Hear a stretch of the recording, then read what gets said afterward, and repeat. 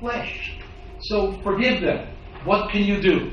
That's one understanding of it. How does that rabbi come up with that explanation? Because it looks at the Midrash in the Talmud that speaks about when the children of Israel go through the Sea of Reeds, right? And it opens for them. And then when Pharaoh's army comes and they all drown. And it says that the angels stand and start cheering and singing.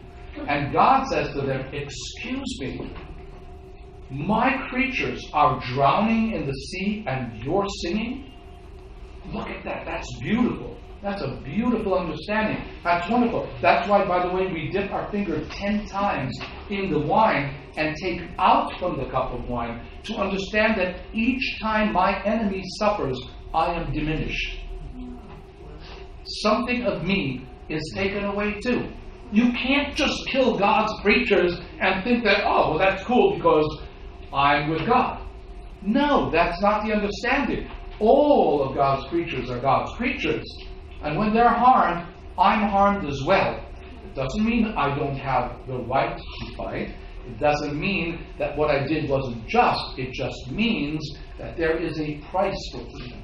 There's a price for living your life. Yeah? It's a beautiful, deep understanding. The other understanding is indeed like what Joanne read from that English translation, which is, hey, you know what? I'm kind of sick and tired of this group of people. I don't want to dwell in them. I mean, look at them. Right? And the truth is, both are right. And if you think about yourself, how many times you go, oh, God, if I have to see that person again. Right? And then you go, oh, but you know what? It's a good person. That person is actually a really good person. I should be ashamed of myself. I can't believe I just said that. Both things happen.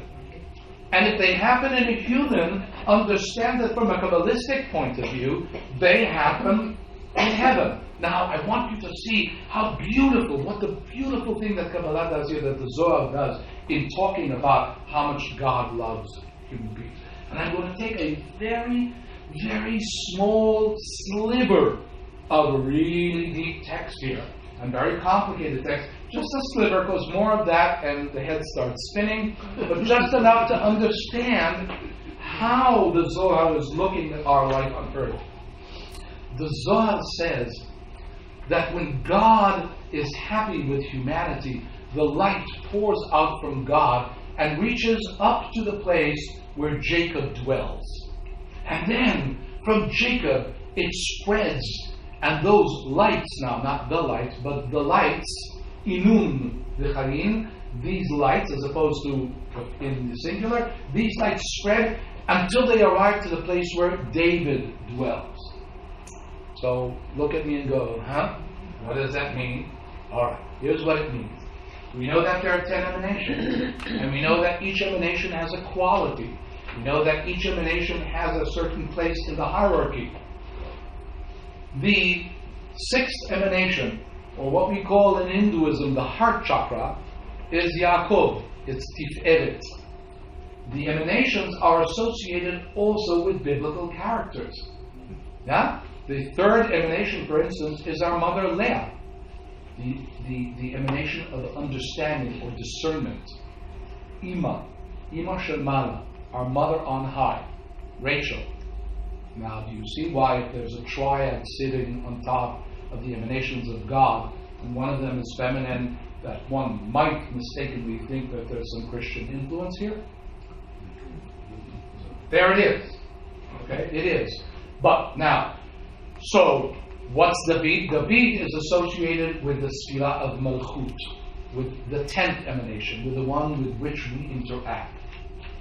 In other words, everything that happens here on earth happens on high. Everything that happens on high happens on earth. We are connected to other worlds with unseen umbilical cords. Unbelievably connected. And every move we take causes movement in that world. And every move in that world causes a movement in this world. If we, and think about that, that's an unbelievably beautiful imagery, that I'm walking around and everywhere there are threads spreading out to other worlds, and angels move with it, and emanations of God move with it, and light flows from that. But what happens if I disrupt that? What happens if I behave in a terrible way? Oh my God, it causes a catastrophe all over the place. It is not just limited to us. We now know that scientifically. Scientifically, we know that we are inextricably tied to each other. There's no organism on earth, living organism, that is not tied to everything else, and everything has an effect on it. Everything has an effect on it. Even if there are some politicians who say, no, it doesn't. Yes, it does. Absolutely, we know that. We know scientifically that it does have an effect on it. That our behavior actually affects what happens in the world. Now, let's look. So, to get just a little image that you understand that the Zohar is looking at this entire book as an allegory for God's inner life, for God's inner being. This entire world that we are living is simply a metaphor for what's happening on high in God. Or it's an actualization of what happens in God.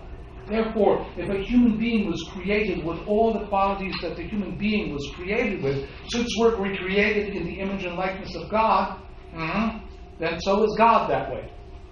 Then if you have desire, that's not a filthy or dirty thing. That's godly.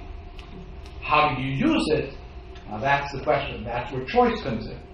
But the feeling itself, yes, these qualities that we have in us are all from God. All of them. So how we choose to use them matters tremendously because it affects the world on high. Following me? Alright, now let's see what happens. So, and suddenly you see, Vehayu Yamav Me'av Shana. And now suddenly, in chapter 6, God says, and the life of the human being is going to be 120 years old. Whoa! What's the Zohar? What's the Bible trying to tell you? We're finished with the introduction. We're now moving into first act. You see? In the introduction, 900 years, 800 years, all over the place, whatever, giants, walking with that. Now we're in a new phase. And in this new phase, okay, it's 120 years, if you're lucky. Okay? Good. Now, so 120 years. HaNefilim hayu ba'aretz bayamim hahem. And the Nephilim were in the land in those days. Who are these Nephilim?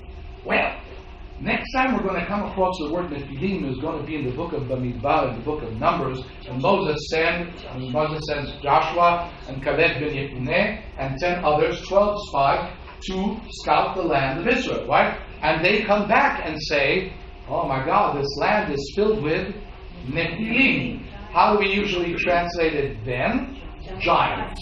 But the word Naphil in Hebrew, fallen.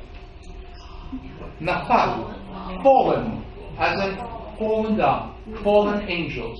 And the Zohar talks about who these Nephilim are. These ones who fell down from heaven. Why did they fall down from heaven? Well, check out where the women are. That's how powerful women are biblically. That angels can fall out of the heaven because of them. So, see, take it both ways. I know, obviously, that even though it doesn't say that it's the women's fault here, the implication is, obviously, that had the angels just behaved themselves and stayed where they were, everything would have been okay. Truth of the matter is that there's an argument theologically whether or not those angels were fallen angels, or was it that God dropped them down to earth in order for them to fulfill a mission on earth, and then they kind of went astray. Not because they married women, because it doesn't say that about the Nephilim. About the Nephilim it just says, Hayu ba'at v'yimim mahem v'gam achrechem asher yavou b'nei ha'elohim v'bnot ha'adam v'yamdu lahem hema ha'giburim. This sentence is so all over the place that we don't know timing and we don't know who's being spoken about and who came before who. There's Nephilim, there's Bnei Elohim, the children of God, and then there's also Giburim. Now Gibor in Hebrew means two things biblically. One is very powerful. Three things. Second thing can be in charge. And third thing, hero. Okay? You also said not Adam. What's that? You also said not Adam. Not Adam. Right. Yeah. That's women. Women, yes. Okay. Daughters of the human. Daughters of the human. One way or another, however, there's three categories of some special people who are cohabitating with women and having children with them. And what follows afterwards is really, really bad. Now, the Zohar tries to explain who these Nephilim are, and it's a beautiful explanation.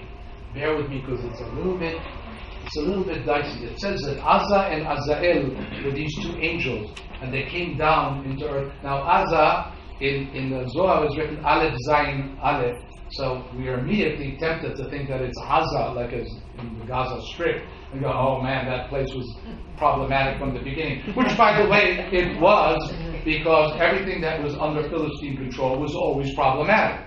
So no Jew in his right mind wanted to live in Azza or Ashkelon or Ashdod, because that's where Philistines lived. Okay, and we didn't go there; those were our enemies. That's a little historical tidbit there. But so these two angels come down now. So immediately the Zohar asks, "Wait a minute, what? Angels came down to earth? So how did they even talk to them? I mean, how did they even get to walk around earth?" And the Zohar says that when angels come down to earth, they take upon themselves a different appearance. And the Zohar literally talks about them becoming like a golem. Oh, isn't that awesome? So that these angels who are walking amongst us are glamim, are these manufactured creatures who are not really human, but for all intents and purposes they appear to be human. And these people, the Zohar says, are still around. And they're the ones who teach people witchcraft and evil deeds. Now, what is the Zohar telling us? I love this. The Zohar is saying to you, there's a lot more to this world than meets the eye. There's a lot more to this world than meets the eye. We don't know. The Zohar is talking to us about the ultimate unknowability of this world. We don't really know. Because I can tell you that there are times that I have seen people who I know I should not look at their eyes. Terry knows, because it very rarely happens, but I'll say to her sometimes, walking aside, I'm going to say, look down. Look down, don't look up. Don't look up. Just look down until you pass that person. Because that person, there is something wrong. And you can see it. The person is a golem. The person is operating from some different operating system. You know, if you're a Mac lover, they're not on an OS. You know, they're working on Windows. You know, and it's immediately problematic. Or you can see pure evil. You can see what I like to call sometimes dead eyes. And it's very important not to look into dead eyes because it immediately affects you. So the Zohar is telling you this world is very complex and it's very layered. And we don't know, really. We really don't know who's amongst us all the time. We really don't know where they came from. We really don't always know what the story is. Be careful. Pay attention. Look deeply into the matter. Examine these things very carefully, because otherwise what happens is utter chaos and catastrophe. Now, to bring this to a close, I want to show you, remember what I said to you about the emanations and how the light of God spreads all the way down to where Jacob lives, which is Tiferet, the heart, and then all the way down from there, separated into different lights, all the way down to King David. Now it says here beautifully in verse 5, Vayar Adonai ki rabba ra'ata adam ba'aretz v'kol yetzer machshavot libo rak alayom. And God saw that the evil of humanity is all over the darn place. And all the thoughts, all the entire focus of the thoughts of the human beings are evil all day long. Vayinnachem Adonai ki asa et adam ba'aretz. And God, and there's another argument about what does that mean. Was God sorry that God created human beings? Because that's one understanding. The other one, the word nechama, means actually to comfort. And that, again, comes back to the argument. Did God love humanity, or was God angry with humanity? The answer is both. Exactly. Exactly. Both. Loved and was upset with. And what it says here, vayit'atzev el libo. And that's the beauty of the Zohar. Look at what it does with that one little sentence. It says, and he was, in English, probably it says, and he was sad? Grieved. And grieved him at his heart. Right. Vayit'atzev el libo means he was sad to his heart. I already told you what the heart is. The heart is Yaakov. It's Tiferet. Now, what does the heart do physically in our body? It pumps the blood. Everything, all the flow of the fluid in our body, in that sense, is going through the heart. If the heart doesn't do that, there is no life. But spiritually, too, that's exactly what they're talking about. If God becomes saddened all the way down to the Sila of Tiferet, then all the rest of the emanations of God stop flowing down. And we die in that sense. Because the glory of God, the sweetness of God, the grace of God can't flow because this is blocked. What a gorgeous way of taking a physical aspect of it and then making it a spiritual aspect and then making it a theological aspect. All those things are included in what the Zohar is saying. In other words, when we behave in a way like Cain behaves, or like Adam and Eve behave, or like these people behave, it doesn't only affect us, it affects the entire world, and indeed, it affects other worlds. And I want to finish with this. We do not need to break a sweat to understand the implications of what it means that a flood will come upon this earth, because, ladies and gentlemen, that era has already begun. We are already in a time in which our wicked behavior on this earth is bringing upon a flood. Oh, it's not going to be dramatic like the one that happened in the Bible, because it's not a story. It's not a theological story now. Now it's the period in which, okay, you don't like this book? Fine, close it. I don't care. Live your life. Do whatever you want. And then let's see what happens. Oh, there's no such thing as climate change. There is absolutely no such thing. Cool. Continue. And then we'll talk. And we'll talk as the Maldives and as the Seychelles start disappearing in water. We'll talk. Because who cares? It's just the Seychelles or whatever. But we will care when it's Manhattan. We will care when it's Miami, because that's the way people are. I care only where I live. I don't get happy to somebody else. Who cares? But it doesn't only happen to somebody else. It happens to all of us. Okay. So I want us to finish with this. When God says to Noah, "Aseh lecha teiva," make yourself an ark, it's the exact same statement that God says, "V'bel bnei Yisrael asuli mikdash v'shachanti b'tocham." Talk to the children of Israel. Tell them to build me a sanctuary so I will dwell within them. The Ramchal, Rabbi Moshe Chaim Lutzato, 17th century genius, says that Noah had to live in his ark while he was creating for a year. Why? Because he needed to divest himself of all the schmutz, of all this filth, of all this noise, of all this horrible chatter and behavior all around him. The Baal Shem Tov takes it a beautiful step. Now we're talking 18th century. The Baal Shem Tov says, "Aseh lecha teiva," read, make yourself a letter.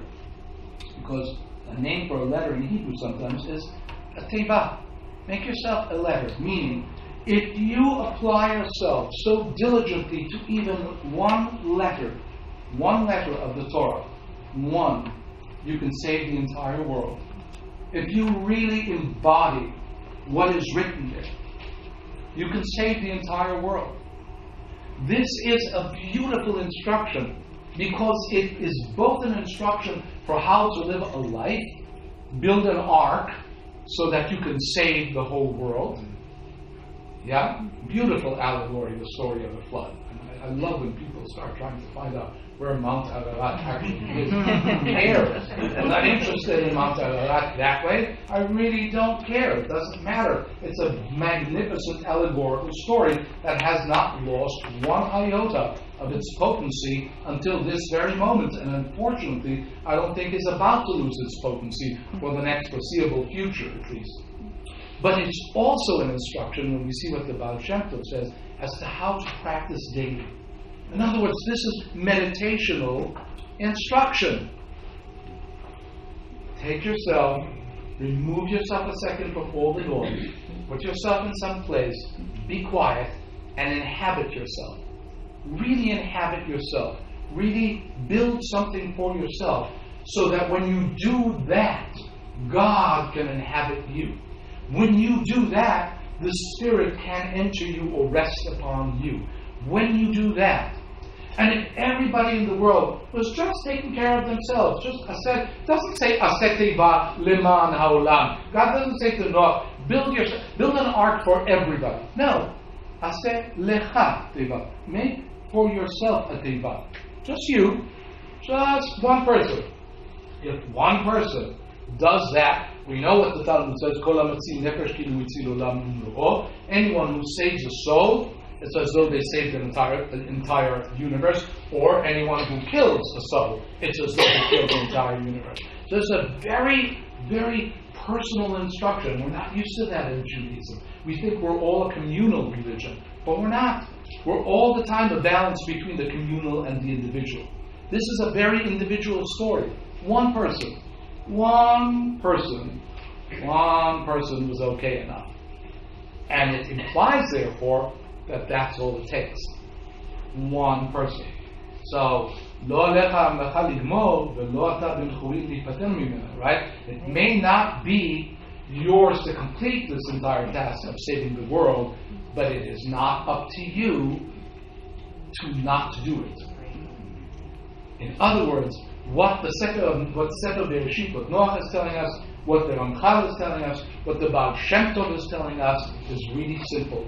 The whole world depends on you.